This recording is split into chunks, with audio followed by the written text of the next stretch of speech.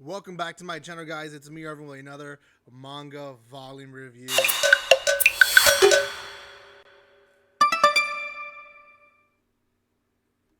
Welcome once again, guys. I am trying my best to get back on regular schedule. So today, Monday, is Manga Monday. This is when I release volume reviews for you guys. And today, it's going to be on After School Bitchcraft. Not the best title, I guess you can say, but it was interesting. Now, before I continue, a few things. I am trying to grow my TikTok a lot bigger. And if you're looking for recommendations, that's probably the best place right now to go. I'm posting almost a small video every single day for you guys to get a recommendation on manga and anime. And I know a lot of people are joining in. So if you haven't done so, follow me on TikTok, Otaku RR. You guys can find me there. Also, guys, consider joining my Discord. It is open for everyone and anyone who wants to join in. And lastly, guys, there is a giveaway. You have but just 2-3 days left to be part of the giveaway, so go join in, get yourself some free merch. You guys would not be disappointed. Lastly, spoiler alert on the first volume, because I will talk about it in some detail. So let's start right now at the 1.5 minute mark.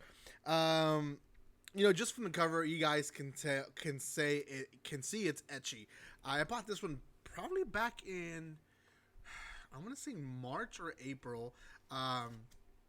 Been hesitant on picking it up for obvious reasons. It is ecchi, and I knew it was going to be ecchi on its own. You don't have to flip too much in the manga to see that it is ecchi. But I read it. I give it a try. You know what? The story in itself was actually not too bad. It was all in how it was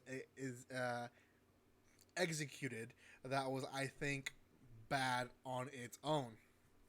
So, what is the story about? We follow this girl who is Ririka, and she is, one of these, like, I guess, stylish, popular, airheaded, if you want to say, girls that are expected to not be good in school and not care about school and be all about fashion and stuff like that. She ends up going for help to a teacher for her chemistry, and this is her chemistry teacher. He is essentially just a teacher because he needs a normal job to cover the fact that he is actually a wizard. He in fact has alchemy as a study, and she is able to go past his barrier and find out that he is actually a type of wizard. Now, it all ends up being that he takes her in as her apprentice because Ririka has this uniqueness about herself. That is that her mana is just extremely high. She doesn't know that she actually has talent, but she actually has a lot of talent to be a wizard as well.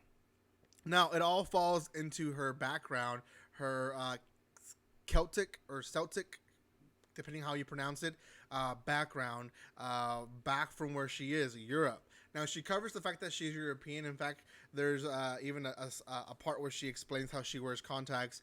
To the fact that, that she is an actual European, just because she knows that Japanese sometimes are not always welcoming to foreigners. It's not explained in the story, but it is a little bit of common knowledge that Japanese are very, very reserved people when it comes to accepting people in their groups. So sometimes when they know that you're a foreigner, they'll treat you differently. Japanese are obviously some of the nicest persons nowadays, but at the same time, there is this traditional way of thinking that we tend to ourselves first and then you. And I could be explaining it wrong, but essentially she just doesn't want to be seen as an outsider. She wants to be accepted by these people, and they very much do, right? Mistakes are made, and she ends up in his I guess room that he rents out from the school, and th- there's so many situations that she ends up in an ecchi way. Let's put it like that. Um, the entire story revolves on her being his apprentice, her learning what magic is, and then towards the second half, her actually getting a wand and learning how to use magic on her own.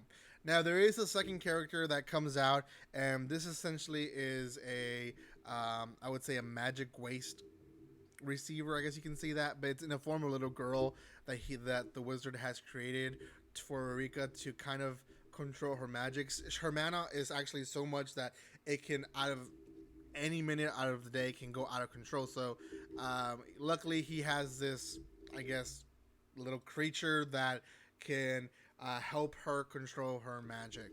Um, the synopsis itself is not that bad, and in fact, if you read the story and if you pretend there's no etchiness there, then you pretty much get a solid story to a girl becoming an apprentice and learning the ways of magic. Now, because the etchy is so much, it just ruins it. If like they're the typical slime, magic happens in the first volume. The typical I feel something warm in my body happening, of girls with magic happens multiple times in this volume. There is so many things that the author could have taken a different direction, but because he wanted the attention of etchy readers, he went that way. Is that a bad thing? Not if that wasn't your intention. And by how much etchiness this manga is, I can tell you and I can assure you that was his intention. His intention was to reach an older teen group that are hormonal. They want to recount stuff kind of like this, where it kind of you know toys with you. It doesn't show everything, but it shows enough for you to be toyed with. Um, that is probably the purpose of the author, and I mean that sells. That sells, and to a certain group of people. I myself didn't really appreciate it. The story could have, on its own, could have been good, and could have actually been a good series. Probably won't. It would probably become very repetitive with her not being able to control her magic. There's actually a scene where her and the thing that helps her control her magic, they have a moment, kind of a Yuri moment, that I think is going to happen frequently as well. And to me, stuff like that becomes repetitive, and when something becomes repetitive, it becomes a bore. And I've read multiple series. I've started multiple series just like this one that I've never even tried finishing because they're just very typically the same. And I myself will say, out of 10, in my personal opinion, I would put this one a 3 out of 10.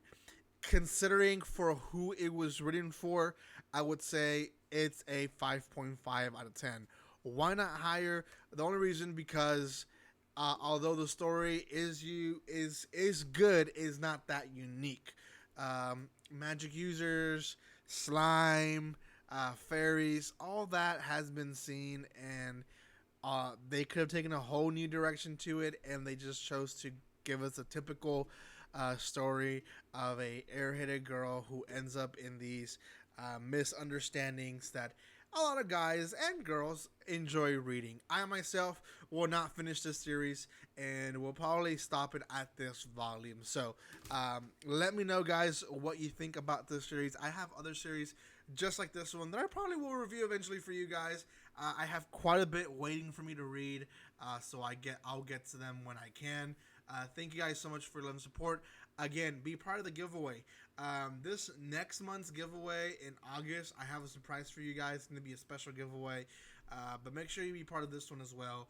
On August the 1st, I will announce the winners.